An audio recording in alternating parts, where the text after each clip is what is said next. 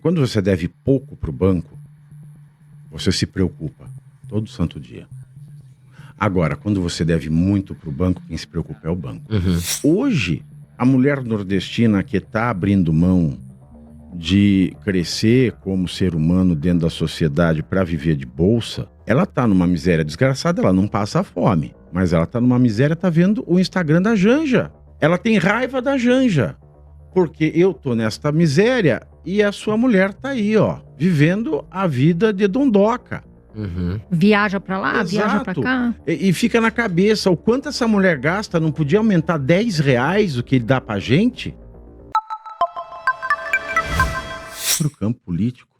Então, esses são dois pontos de grande estranheza que não me descem.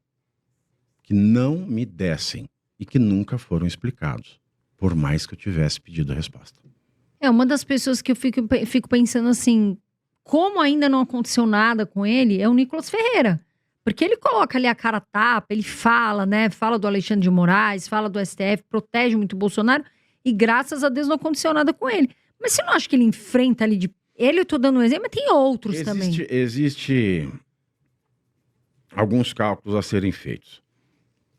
Quando você se torna grande demais, você se torna um problema não fácil de resolver. Eu costumo dizer o seguinte, quando você deve pouco para o banco, você se preocupa todo santo dia. Agora, quando você deve muito para o banco, quem se preocupa é o banco. Da mesma maneira é a política, a relação política com o STF, com esse arremedo de STF, com esses ministros que querem que estão exercendo poder político sem poder político. Porque o poder do poder judiciário não é um poder político, é técnico. O Nicolas Ferreira ele se tornou grande demais. Então, ele é como aquele cara que deve demais para o banco e a preocupação é do banco. Agora, se é uma pessoa pequena, tipo Oswaldo Eustáquio, não estou falando que ele seja bom ou ruim, ele é vítima porque ele não está merecendo o devido processo legal. Mas ele não é grande demais, então assim, a dívida dele é pequena, então é o banco que o massacra. Agora o Nicolas, ele é grande demais. Então não dá para fazer O STF não vai mexer ali, que ali é um formigueiro grande. Esse é um outro cálculo. Esse é um outro cálculo.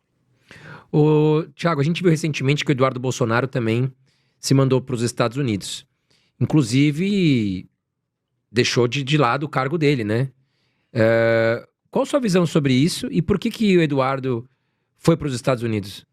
Olha, em primeiro lugar, quando a gente está dentro de uma guerra, né, existem várias divisões.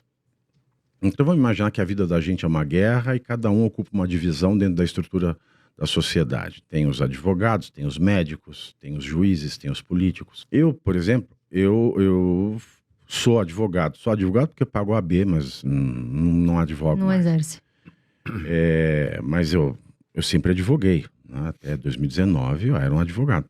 E as minhas críticas em 2019 ao STF se tornaram tamanhas que eu não via mais razão para advogar. Porque passou-se a aceitar, num certo ponto, que mulher de ministro, marido de ministro, amante, filho, filha, e sobrinho, pudesse advogar ali numa boa. O que é ridículo. O que é ridículo. Eu não sei se isso é corrupção. Pode ser até que não seja corrupção. Mas tem forma de corrupção, tem cheiro de corrupção. É muito esquisito, né? Colocar pessoas muito próximas. Não é corrupção, ali. mas parece muito. Aí eu falei, bom, eu não sou parente de ministro, eu não tenho caso com nenhum ministro. E aí eu vou fazer o quê? Eu vou defender uma parte para chegar em Brasília para ter que contratar um escritório de parente de ministro, porque é isso que acontece no Brasil hoje. Ninguém fala. Por que ninguém fala? Porque as pessoas têm os interesses dos seus clientes para defender. Então como é que eu poderia fazer críticas ao STF e advogar? Então eu tive que sair do mundo jurídico para poder ter mais eficiência na minha missão, que é revelar a conduta, ou seja, a conduta ilícita antijurídica desses ministros que estão acabando com o STF. E o Eduardo Bolsonaro, ele é político, e ele chegou a um momento que ele viu dentro da política, o STF manda dentro do Congresso, ele manda no Senado, ele manda na Câmara. O Hugo Mota foi eleito e começou a fazer aceno para anistia Já puxaram uma delação premiada que tinha contra ele, ninguém nunca deu atenção. Falaram, a gente esqueceu de te chamar para esclarecer essa delação premiada que fala que você desviava emenda parlamentar. E aí quando você olha que você está dentro de um campo em que os seus pares não vão fazer nada, porque ela está dominada pelo Supremo, que se deve combater. O Supremo não, ela está dominada pelos ministros que dominam, sequestram o Supremo e sequestram o Legislativo, então ele teve que fazer uma saída estratégica, porque se de dentro ele não consegue fazer nada, porque ele vai ser calado, podem não ter pego o passaporte dele, mas foi pedido. E vale lembrar que na vaza-toga do Glenn Greenwald, que diz que nunca sentiu medo de tanta pessoa como sentiu do Alexandre de Moraes, ele tem 2 filhos, a Folha parou de um dia para o outro, aquele assunto foi esquecido, os jornalistas estão sendo perseguidos, os assessores que cometeram irregularidades em nome do Moraes não estão sendo indiciados, mas o Talhaferro, que era quem cumpria ordens desses assessores, que cumpriam a ordem dos Moraes, só ele está sendo indiciado. Então o que se dá para fazer do Brasil? Nada. Então ele achou, ele tem um caminho por fora e ele vai tentar. Eu vou dizer que esse caminho vai dar certo? Não sei. E vale lembrar que na vaza-toga se dizia expressamente que um dos objetivos era prender o Eduardo Bolsonaro. Então, conhecidamente, ele é uma vítima de longa data. Não é potencial vítima, não. É vítima, porque um juiz não pode falar jamais que quer prender alguém. Sim. Ele já é vítima. Então, ele foi para um lugar onde ele não é vítima tentar fazer alguma coisa, já que dentro da atual composição do Legislativo não dá para fazer nada. A gente viu as recentes pesquisas, principalmente da Quaest, que vem fazendo pesquisas toda semana praticamente, ou a cada 2 semanas, e a gente vê que a popularidade do Lula caiu bastante, principalmente onde mais preocupa, creio eu, o PT, que a popularidade vem caindo no Nordeste. Exato. Que sempre foi aí com margem de erro, pela primeira vez é empatado o público que o aceita e o que o rejeita. Exatamente. Então, você acha que o Lula está preocupado? E o que pode acontecer em 2026? Você está confiante que alguém da direita consiga tirar essa reeleição do Lula? O Lula não vai ser reeleito. Eu tenho convicção de que o Lula não é candidato. E o próprio Lula sabe disso. Ele só não admite. Mas e se ele botar a Janja? Você acha que a Janja pode ir no lugar dele? O Lula não tem essa força.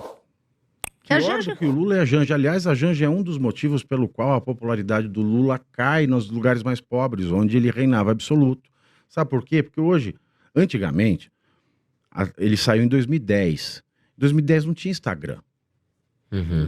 Hoje, a mulher nordestina que está abrindo mão de crescer como ser humano dentro da sociedade para viver de bolsa, ela tá numa miséria desgraçada, ela não passa fome, mas ela tá numa miséria, tá vendo o Instagram da Janja.